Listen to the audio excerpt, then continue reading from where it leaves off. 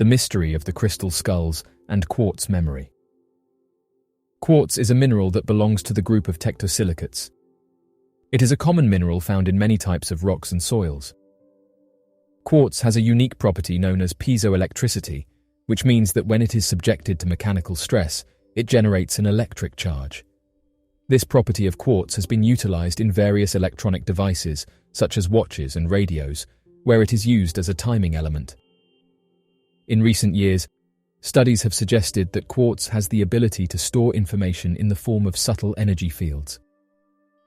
Just recently, researchers announced that a quartz coin can hold 360 terabytes of data for billions of years. To put this into perspective, 1 terabyte can hold approximately 250 to 350,000 photos or 7 million document pages.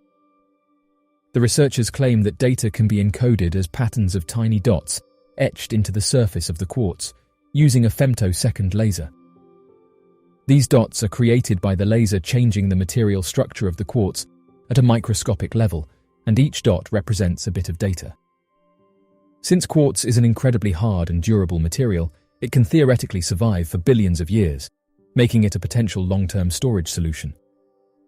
This brings us on to the mysterious crystal skulls, which some have said that if they're genuine, they could have been used as devices that stored ancient data, and that if we could work out a way to read these stones, then we could uncover the secrets of the past.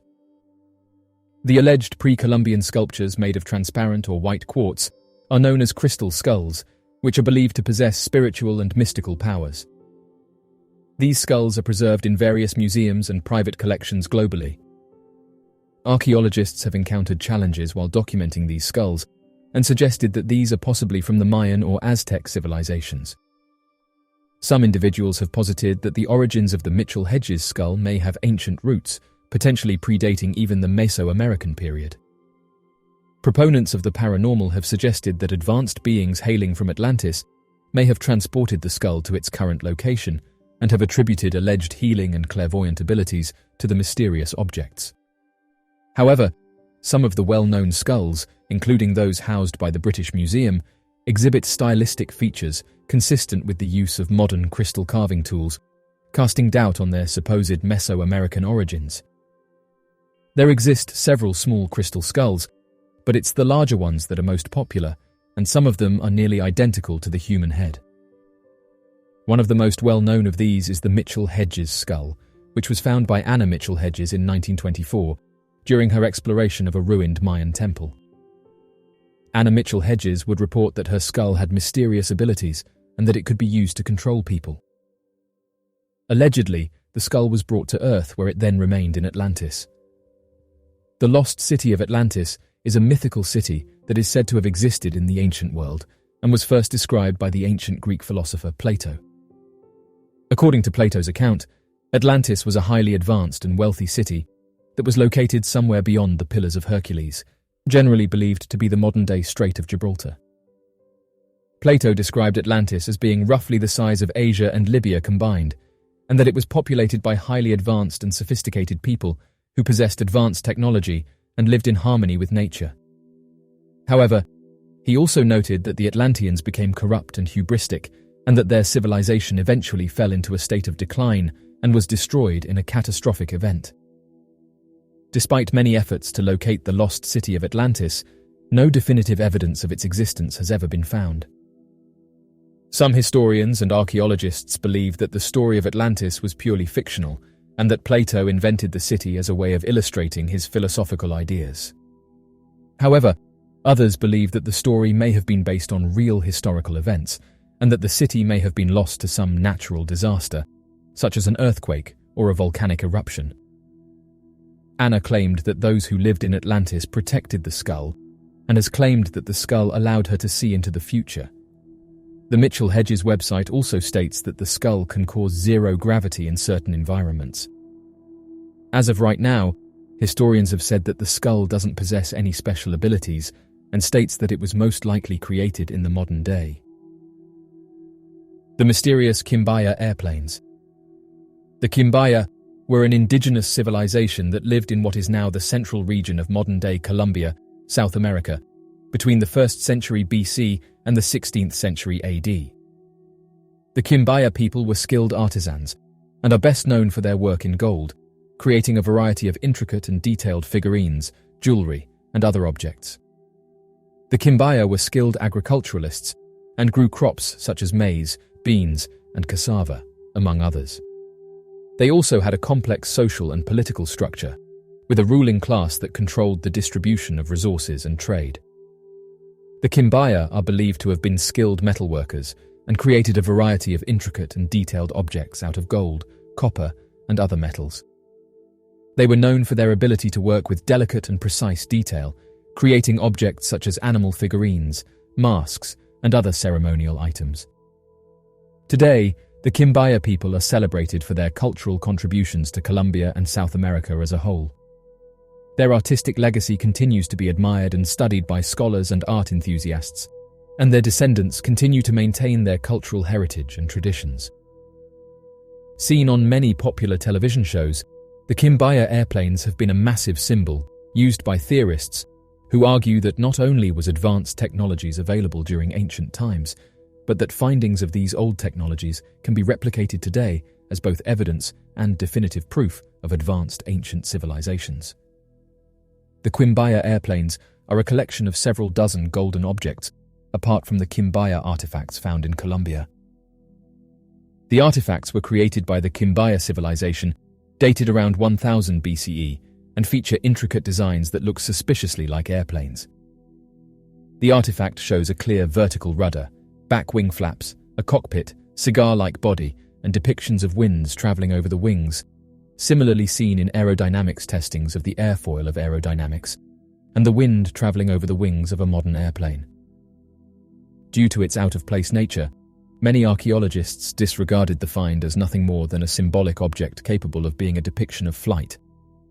However, in 1994, Peter Belting and Konrad Lubbers, two German engineers, created simplified radio-controlled scale models of these objects, and demonstrated that not only could their models fly, but generated an efficient amount of lift to be seen as an aircraft more advanced than the first planes invented back during the early 1900s. The mystery airships reported throughout the 1800s. Almost a decade before the Wright brothers' first flight, numerous sightings of strange cigar-shaped objects were spotted across the United States. Starting in the early 1800s and continuing to 1897, these mystery airships were bigger and faster than anything else known at that time. One interesting sighting was reported in the winter of 1896. A light was seen slowly moving through the Sacramento night sky on November 17th, with otherworldly sounds being heard as it passed overhead. The mystery light reappeared on the evening of November the 21st, and then subsequently seen over more than half a dozen cities, including San Francisco and Oakland, and viewed by hundreds of witnesses. Not long after, more unidentified airships would be seen.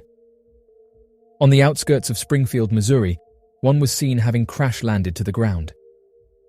It was 20 feet in length, 8 feet in diameter, and propelled by 3 giant propellers. An on-the-spot witness approached the ship and came across its 2 pilots. However, they looked human, but their language was nothing of this world.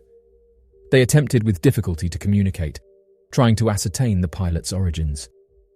Eventually, they both pointed upwards and apparently uttered something that sounded like the word Mars, before quickly returning to their airship and launching high into the sky, leaving witnesses completely mystified below. Oddly enough, in April of 1897, a mystery airship was observed hovering over a farmer's cattle pen. Upon closer examination, onlookers realized that a cable from the airship had roped up a cow, but was struggling to break free, having become entangled in the pen's fence. The group unsuccessfully tried to free the cow, but the fence itself was torn out of the ground, leaving the ship, cow, and part of the fence all rising slowly into the air and sailing off into the sky.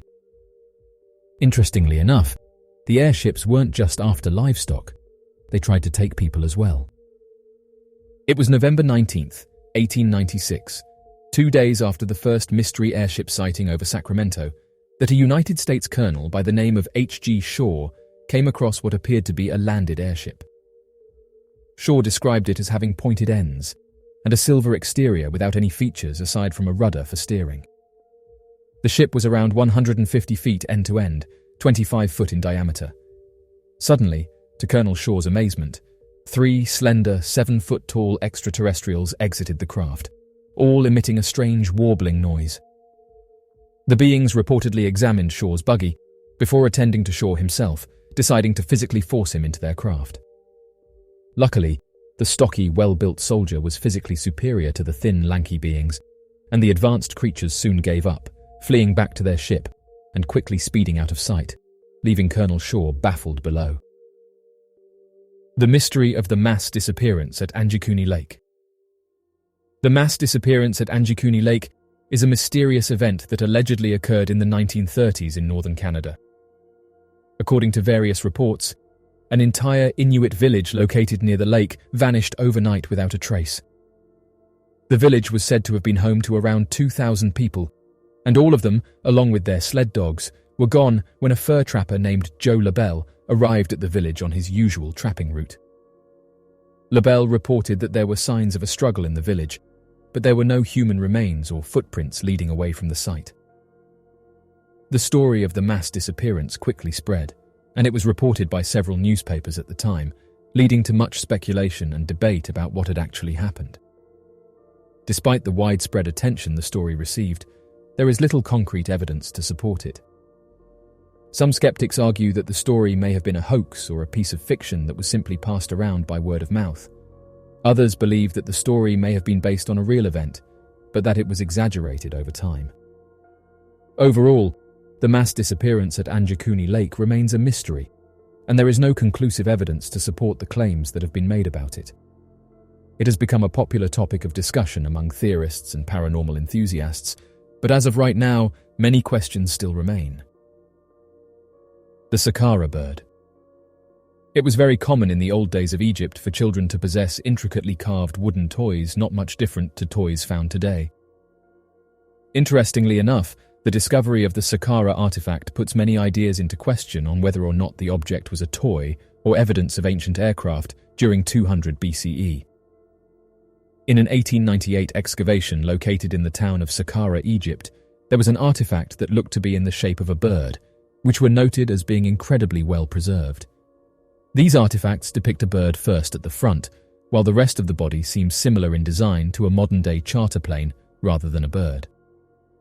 Located atop the bird appears to be one single large wing, commonly seen in modern tail-dragger planes, whereas the back of the bird shows what appears to be a similar design to a rudder that flattens out at the back in a vertical position. Further evidence of the ancient Egyptian gods welding advanced technologies is the fact that the bird face used for the Sakara bird is that of a falcon, an image commonly used to depict many of the Egyptian gods and their power. Further evidence was established when aerodynamics expert Simon Sanderson tested an exact replica model of the carved bird in a modern wind tunnel. Even without a tailplane, rudder or flaps, the model generated 4 times the glider's own weight in lift, proving indefinitely that even without the use of modern-day equipment, scaled up, the carved image could glide on its own. When Simon Sanderson added a stabilizing tailplane to the carved wooden figure and tested it in a flight simulator, it was able to fly quite well and control with ease that rivals in comparison to many aircraft built today. In his paper, Simon said the following: "Modern technology has proved beyond all doubt that it could have flown." End quote. Despite this substantial evidence and research, many experts claim Simon Sanderson as forging results, or even go as far as claiming that perhaps the wooden bird is nothing more than an elaborate hoax placed there during its discovery. The Flying Dutchman. The Flying Dutchman is a legendary ghost ship that is said to roam the seas around the Cape of Good Hope, a rocky headland on the Atlantic coast of South Africa. According to legend, the Flying Dutchman was captained by a man named Vanderdecken, who had made a pact with the devil to sail around the Cape of Good Hope, even in the face of stormy weather.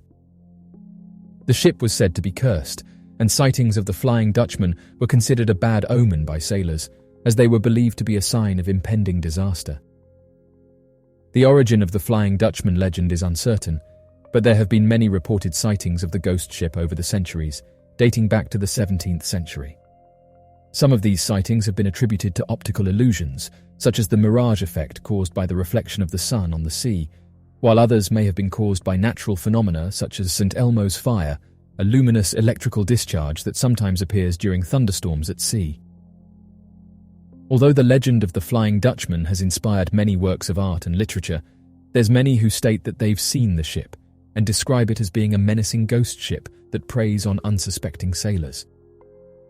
Reports of the mysterious ghost ship are still being reported in the modern day, and although skeptics have said that there's little to no proof that the ship exists, many sailors believe their eyes and state that they've seen the ghost ship during bad weather. Over 250,000 individuals are reported missing every year, with estimates of actual missing persons cases that are left unreported, pushing that total to more than an expected 300,000 cases annually. With that many reports, it is no wonder that a vast majority of these cases are left unsolved. However, every now and then, there are a series of missing cases that emerge that are so peculiar, they become the subject of impossible to explain theories. Known as the Missing 411, there appears to be a substantial number of missing persons cases relating to the disappearances of individuals from national parks. In fact, many of these Missing 411 cases are believed to not be investigated too deeply, as some form of supernatural or paranormal cover-up takes place in these undisturbed locations. The mysterious disappearance of Ted Nalman. On the 6th of September, back in 1959, a 14-year-old by the name of Ted Nalman would suddenly vanish while hunting with his father in eastern Idaho. The disappearance, search, and recovery of Ted would spark a strange investigation into the area and lead many to wonder what exactly transpired, given the bizarre facts later uncovered. According to the report, Ted and his father, Fred Nalman, had planned several weeks in advance to journey out to eastern Idaho to hunt one of the largest and most dangerous game in the region, native grizzly bears. The Nalman family had been local residents of the small town of Kellogg, Idaho, and had spent countless years and over a dozen trips together going on week-long hunting trips. Once Fred felt that his son had enough experience in the outdoors, they planned their week-long bear hunting trip to Moore Lake, only about 100 yards from the Montana-Idaho border, and reached their designated camping spot on the 5th of September, 1959. During the first day of the trip, the father and son team would spend the entire day preparing their campsite, double-checking their equipment, and creating a more detailed plan for locating and isolating a large grizzly bear. That night, the two would go to sleep early in their tent to get ready for the hunt on the following morning. That next morning, as the two had finished all necessary preparations and gone over their strategies several times, Fred Nalman and Ted Nalman would journey deeper into the Montana border and attempt to split up only a few yards from each other to maintain a reasonable closeness, but without being too close for a larger animal to pick up their combined scent. However, after a few hours, it became apparent to Fred that he had not seen a sign of his son Ted for quite a long while. Worried that something may have happened, Fred would wander to where Ted should have been located and would call out his name several times in the hopes of finding him. Ted Nalman had also been told by his father at several points during past hunts, as well as during the previous day, that if Ted was ever lost or in a dangerous situation, he should let out 3 shots from his rifle to alert anyone nearby. Despite this training, Fred Nalman claimed that he never heard about warning shots from Ted Nalman and started to worry that perhaps Ted had ventured too far on his own. Shortly after failing to find any sign of Ted, Fred Nalman would return to their original campsite and wait a few hours for Ted to arrive back. Unfortunately, at the end of the hunting day, Ted failed to return. Only a few hours before nightfall, Fred would contact the local sheriff's department and Forest Service employees to help begin a detailed search for his son. Within the hour, teams of law enforcement officers and Forest Service employees would be in the area searching for Ted and organizing a massive search and rescue operation. According to newspaper reports from the area, the search and rescue operations for Ted Nalman was one of the largest operations ever held for eastern Idaho. During the first night of the search, the sheriff's department was able to enlist the help of a local helicopter pilot who assisted in covering nearby ridges, mountains, and open meadows within a 20-mile radius of where Ted Nalman had last been seen by his father. However, oddly enough, by that next morning, a sudden thunderstorm, followed shortly by a snowstorm, would soon cover the area. Despite weather forecasts believing that the skies should have been clear for another month, a sudden cold front in the area would cause the entire region to first be covered in a terrible thunderstorm, followed by a short blizzard only a day into the search.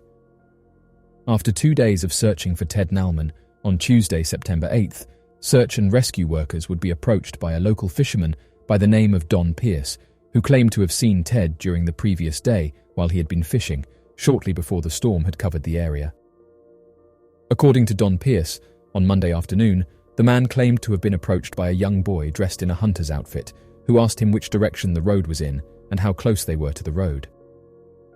Don Pierce would later tell news reporters that Ted did not appear to be distraught in any way, but would later claim that he appeared to have been confused and slightly uncomfortable. Don Pierce would then tell Ted that the road was only a little over a mile from where they were at and pointed in the direction of the closest road. Without saying anything else, Ted Nalman would quietly walk in the direction that Don Pierce had pointed to and would disappear once again. Oddly enough, the location where Don Pierce had been fishing was less than a mile from the Nalman campsite, and it seemed increasingly strange that the boy had not yet been found, as the region had been searched several times in a 3-mile radius. Using the fishing location as the last known area of where Ted Nalman had been seen, search and rescue volunteers would begin once more and start a new search grid expanding out from the fishing location. After another 2 days of searching in the area, on the 10th of September, search and rescue teams would find Ted Nalman face down on a nearby ridgeline buried in snow. According to investigators, Ted had passed away shortly after his encounter with Don Pierce, as he was found less than a quarter-mile away from the nearby road and less than 3/4 of a mile from where the father and son had been camping. Search and rescue volunteers were greatly disturbed by the discovery, as the area where Ted Nalman had been found had supposedly been searched several times by different groups of volunteers over the past 4 days of the search. Even more peculiar, the position of Ted was remarked as having been completely face down into the snow, as if he had suddenly fallen unconscious while walking or had been deliberately placed into the ridgeline. Ted Nalman's shoes and rifle were also missing from the area and had not been recovered anywhere nearby during the search efforts, leaving many investigators wondering exactly what had happened to him. Believing that the placement of Ted and the missing items were evidence of foul play, investigators would begin to pursue alternative motives and immediately sent off for an in-depth autopsy to uncover any additional details surrounding his disappearance and subsequent passing. After several days of further investigations, the autopsy report would eventually be made public, with the local county coroner's office declaring that there had been no signs of foul play. Despite this finding, the coroner would find it difficult to announce what the direct cause of passing was for Ted Nalman, as the autopsy report would find little supporting evidence of Ted passing away from exposure. Inconsistent with exposure, researchers revealed that the organs did not appear to show any signs of damage or frostbite. According to the autopsy reports, it appeared that Ted Nalman had passed away from sudden and intense cardiac arrest, and so the final ruling on a cause of Ted's passing was claimed to have been due to exposure from the elements, though certainty on the matter is not well known. Regardless of the cause, investigators were puzzled by Ted Nalman's sudden passing, as he had ventured less than a mile from where he had last been seen. Don Pierce would also tell investigators that the boy had not appeared to have been in any kind of distress, making it highly unlikely that Ted Nalman had passed away while walking less than a mile from the area and losing his rifle and shoes during that time. The mystery of Larry Lewis. On the 9th of June, back in 1940, a 5-year-old by the name of Larry Lewis would be reported missing only a few minutes after he had just finished talking with his father and walked back to a nearby campsite less than a few dozen yards away.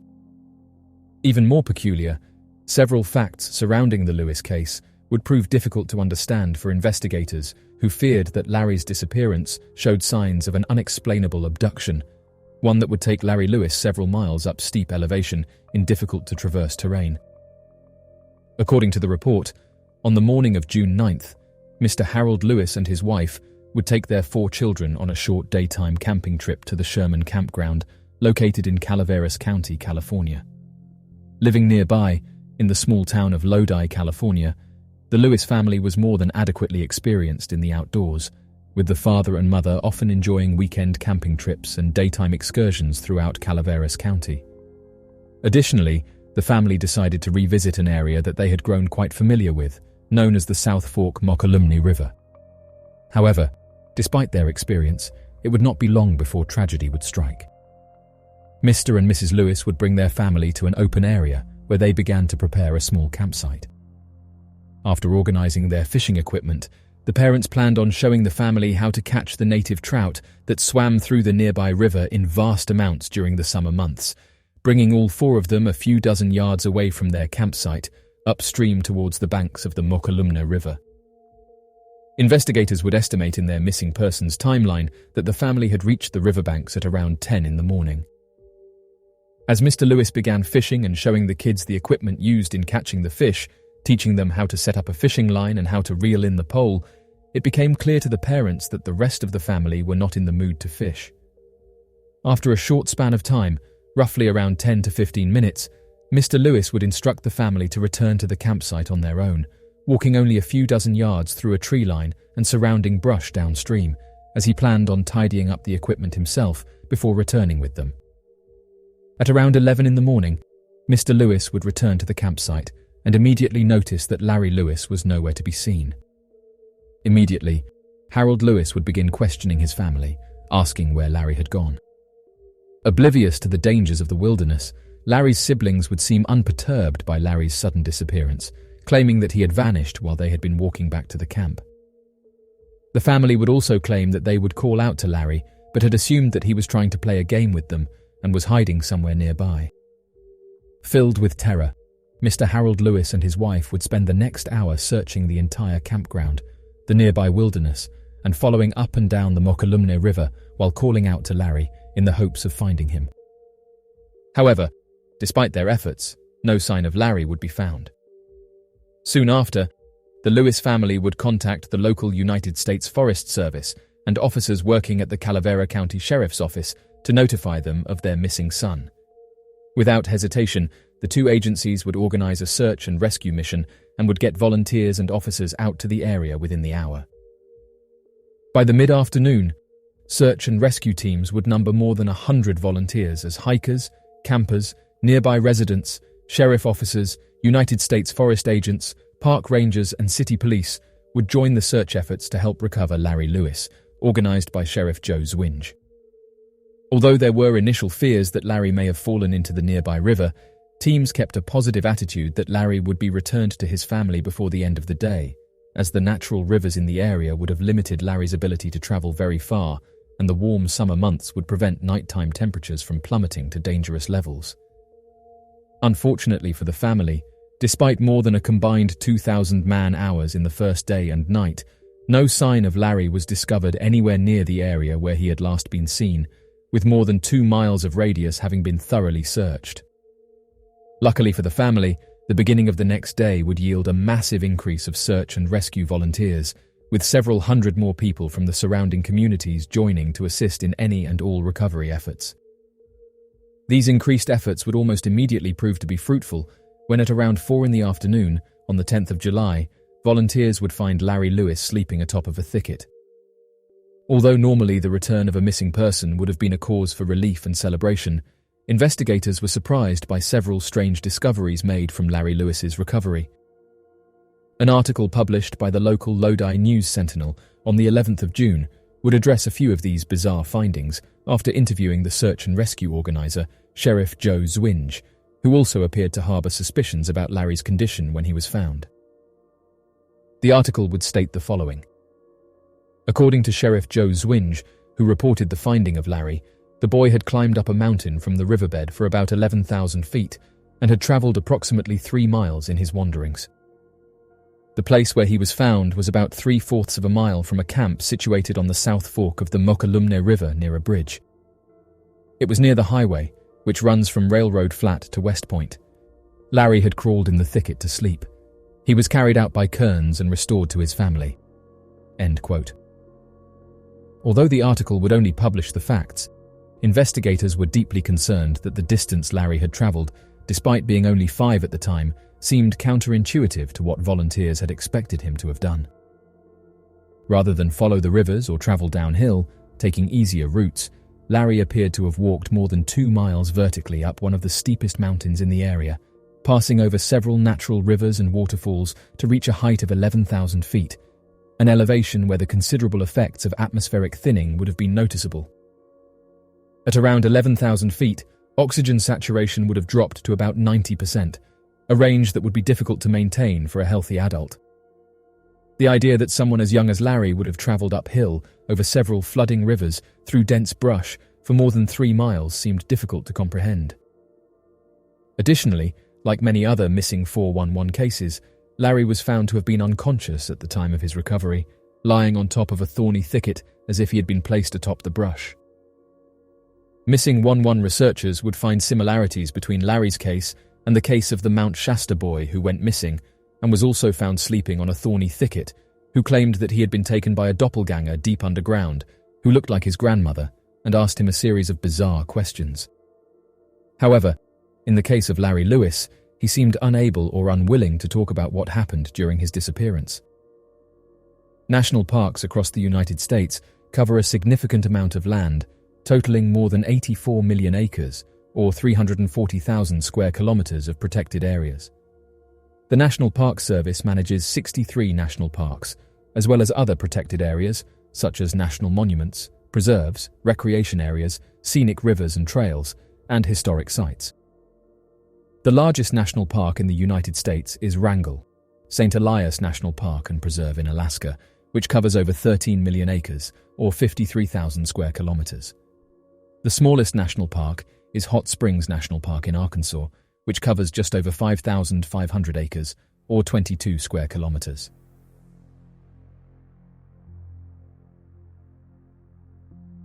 So, what do you make of these unsolved mysteries?